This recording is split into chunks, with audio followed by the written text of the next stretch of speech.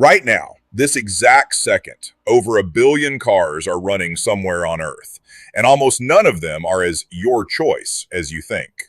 The shape of the wheel, the layout of the engine, how fast you're allowed to brake, all decided decades ago, in a boardroom you've never heard of. Now push that one step further. What if the entire planet had just one car company left? One badge, one price, one decision maker. Sounds absurd, doesn't it? But some countries are already closer to this scenario than you'd expect. In this video, I'm showing you exactly how that one company would end up controlling the wheel in your hands and your life. Dozens of brands look like they're competing, but they're all moving inside the same narrow lane. Same safety rules, same core engineering, just different packaging. Still, that competition keeps prices honest and makes flaws impossible to hide. Now erase that competition completely. One hood ornament. No rival to lose you to. That dealership stops being where you choose to go. It becomes the only place you can go.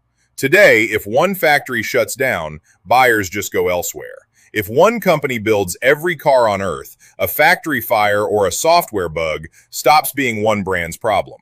It becomes the global economy's problem. One strike, one broken supply chain, and millions can't get to work, can't get to a hospital.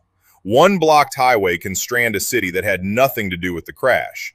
This is exactly that. Modern cars already run on software owners don't fully control.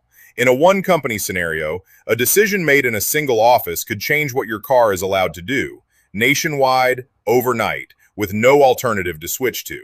And every trip, every braking pattern flows straight into that company's servers. This data doesn't just show where you go, it makes it possible to predict your behavior in advance. In some countries, one manufacturer already dominates most of the roads, creating a local monopoly without any formal merger at all.